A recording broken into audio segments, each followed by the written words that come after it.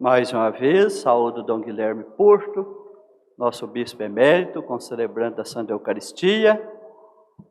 Hoje trazemos ao altar a sua comemoração de aniversário, 82 anos de vida. Sabemos que sua vida se tornou uma entrega nas mãos de Deus para o serviço e anúncio do Evangelho, que está na liturgia de hoje. Deus o chamou desde a sua adolescência, se tornou um vocacionado, passou pelo processo formativo, recebeu o ministério diaconal, posteriormente foi ordenado sacerdote e mais adiante foi chamado para servir na vida da igreja como bispo. Foi eleito e ordenado bispo e serviu por tantos anos aqui em nossa diocese de Sete Lagoas. Hoje reside na paróquia São Geraldo, onde é muito bem cuidado, graças a Deus, pelo Padre Geraldo Ângelo e o Padre Josias, que aqui também está como concelebrante. Estamos vivendo a bonita experiência que toda família é chamada a fazer. Está recomendado, né, dar ao idoso todo o cuidado que ele precisa. Mesmo que ele perca o uso da razão, que não deixamos de dar a ele toda a atenção e cuidado que ele merece. Dom Guilherme está lúcido, graças a Deus, está mais com limitações físicas. E nessas condições nós cuidamos dele. E Padre Geraldo e Padre Josias têm feito isso com muito esmero.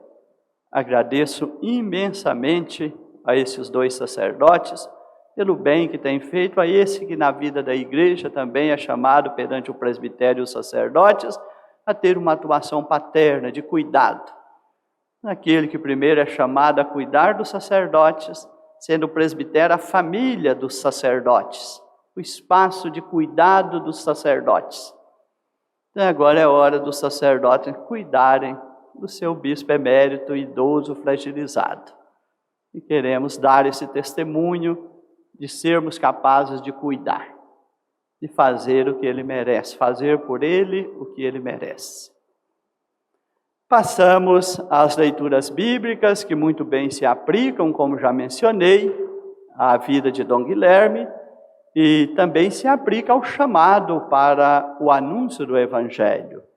E estamos, ao mesmo tempo, celebrando o Domingo da Palavra de Deus, na sua 5ª edição. Em 2019, o Papa Francisco instituiu que o 3º domingo do tempo comum seja o Domingo da Palavra de Deus.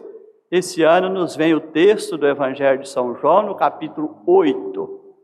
Permanecei na minha palavra.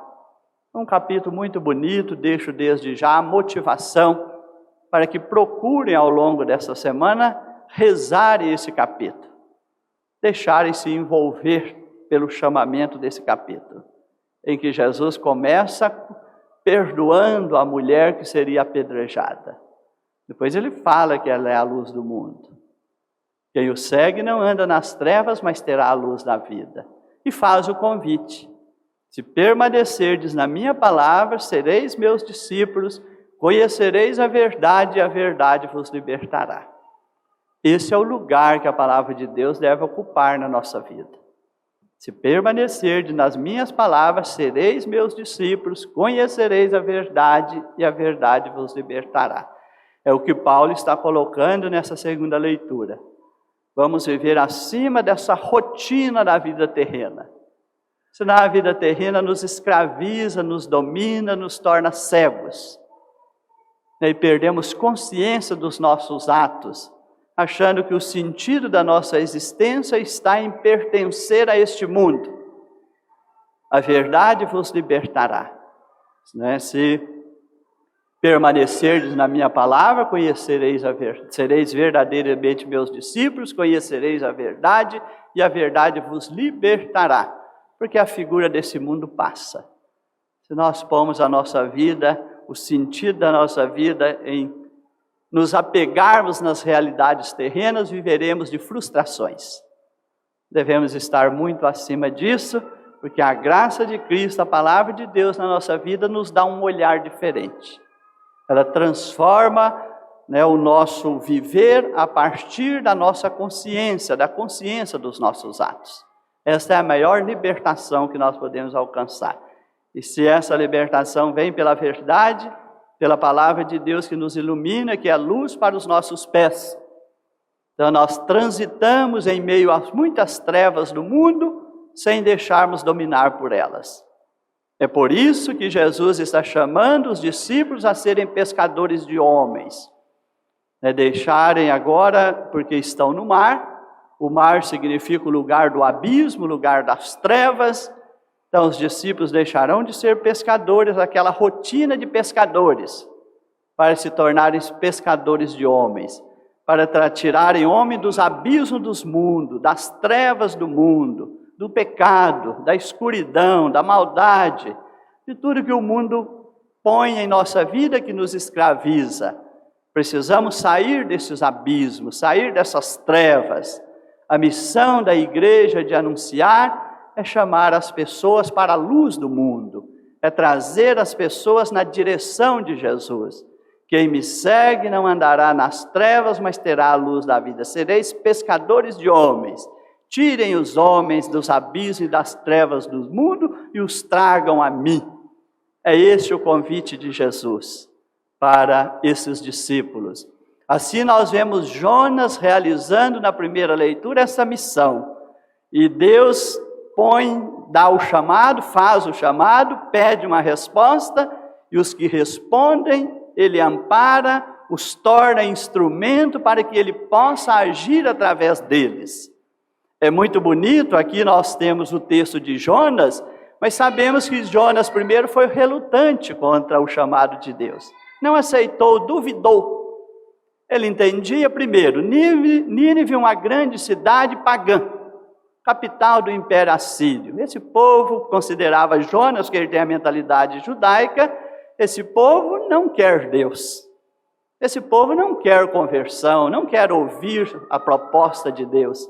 Então, Jonas é relutante ao chamado de Deus, recusa ir para Nínive no primeiro momento. E também Jonas, de certa forma, confia e duvida do que Deus propõe. Deus irá de fato castigar essa gente? Se Deus não castigar essa gente, ele ia perder tempo de fazer esse anúncio. Então Jonas não tem a clarividência num primeiro momento, de que pode confiar plenamente no chamado de Deus, que ele será um instrumento para Deus agir. Jonas está acreditando num primeiro momento em si mesmo, não no chamado, na palavra de Deus, e o que Deus é capaz de realizar através dele. Aí vem as grandes surpresas para Jonas. A cidade precisaria de 3 dias para ser atravessada, ele pregou apenas um dia, ou seja, o esforço humano foi poupado. Jonas, não será você que irá mudar o coração dos ninivitas, você vai ser um instrumento, sou eu que vou agir, diz Deus a Jonas. Todo que é chamado para anunciar o Evangelho não deve escolher os ambientes onde o Evangelho vai ser anunciado. Deve acreditar em todos os ambientes como lugares necessários do anúncio do Evangelho, inclusive naqueles mais duvidosos e que possam se apresentar como mais difíceis. O evangelizador não pode deixar de acreditar na força da palavra e da graça de Deus que irá agir ali. Que ele será um mero instrumento para frutificar a graça, para frutificar a palavra. Na segunda chamada que Deus faz a Jonas, ele vai para Nínive e começa a pregação.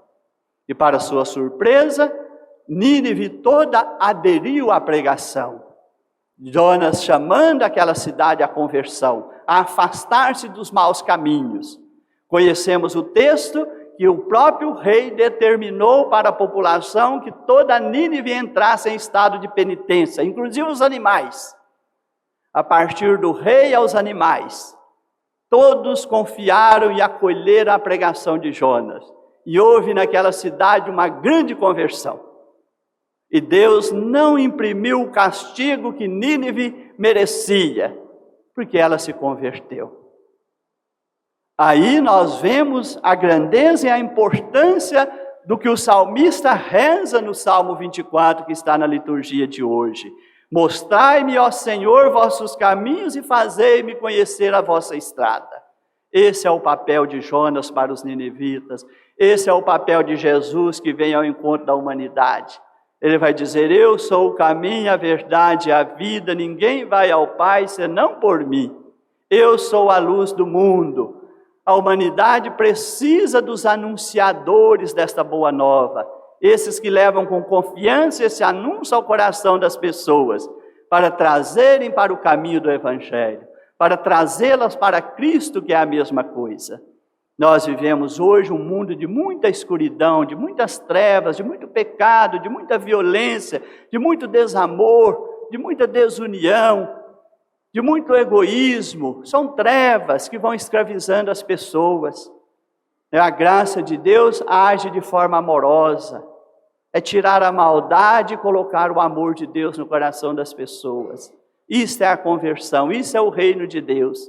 Quanto mais o amor de Deus se fizer presente no coração das pessoas, tirando daí toda a maldade, todo o pecado, o mundo vai se tornando uma realidade que serve e agrada a Deus. Este é o reino de Deus. Como rezamos no Pai Nosso, seja feita a vossa vontade aqui na terra como no céu. No céu a vontade de Deus está presente em tudo.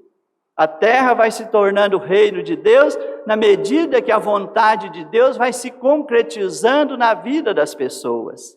Na medida que o amor de Deus vai ocupando lugar, o primeiro lugar na vida das pessoas. Elas vão agindo de forma amorosa, segundo a verdade, segundo o bem do Evangelho. Isso vai concretizando a vontade de Deus e a realidade terrena já se desenvolve, vai se caracterizando como o reino de Deus. Sabemos que a plenitude desse reino é escatológico, é o céu. Mas Jesus já o inaugurou aqui na vida terrena. Não precisamos viver a privação desse reino aqui, porque Jesus já o trouxe a nós, já abriu as portas desse reino para nós. A igreja precisa fazer o anúncio, agora abrir o coração das pessoas para esse reino, porque Jesus já abriu para nós as portas desse reino, mas nós precisamos abrir o coração para a proposta desse reino. Por isso precisamos mudar a nossa mentalidade à luz da palavra de Deus. Precisamos abrir espaço na nossa vida para a graça agir. Mostrai-nos, ó Senhor, vossos caminhos e fazei-nos conhecer a vossa estrada. Vossa verdade me oriente e me conduza. É a riqueza do anúncio do Evangelho. Que Jonas fez aos ninivitas, que Jesus começa o Evangelho dizendo: o tempo já se completou, o reino de Deus está próximo, convertei-vos e crede no Evangelho. E Jonas diz, ainda 40 dias e Nínive será destruída. Mas se mudarem o comportamento, se abandonarem os maus caminhos, o coração de Deus muda.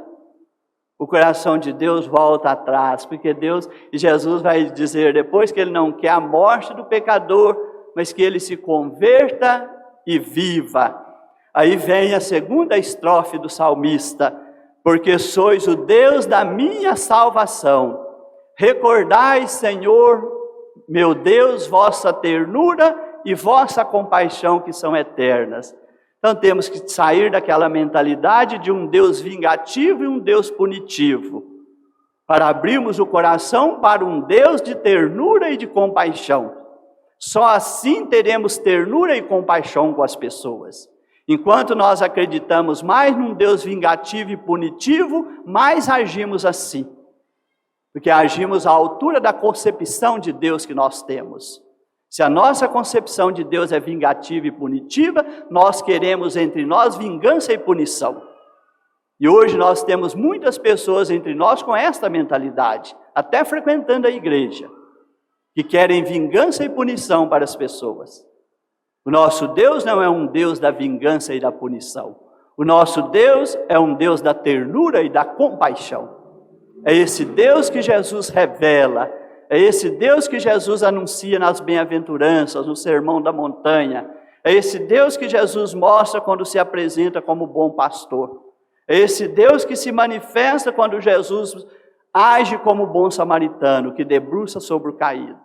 É esse Deus que Jesus revela quando o Pai misericordioso abraça e perdoa o filho pródigo, sem pedir justificativa dos erros que ele cometeu, mas dando a ele a oportunidade de uma vida nova, de uma reorientação da sua vida, à altura do amor e do perdão que recebeu do Pai. É esse o anúncio que nós fazemos, é para isso que Jesus chama os primeiros discípulos.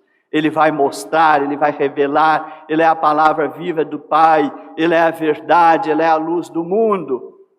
Ele vai colocar os discípulos para conviverem com ele, aprenderem com ele a proposta do reino, quando Jesus volta para o Pai, concluindo a obra redentora, tirando o homem da escravidão, do pecado e da morte, deixa os discípulos para levarem adiante o anúncio do reino de Deus. É para isso que estamos aqui hoje, e é esse anúncio que nós fazemos. Vamos abrir o coração. As portas do reino já se abriram para nós. Que abramos o nosso coração aos ensinamentos do Evangelho. Domingo da Palavra de Deus. Começamos acolhendo a palavra, ela tem a força de abrir o coração. E desta mesa do pão da palavra, passamos à mesa do pão eucarístico. É lá que nos dá força para manter o coração aberto, para vivermos a palavra e testemunharmos a nossa fé. Assim seja.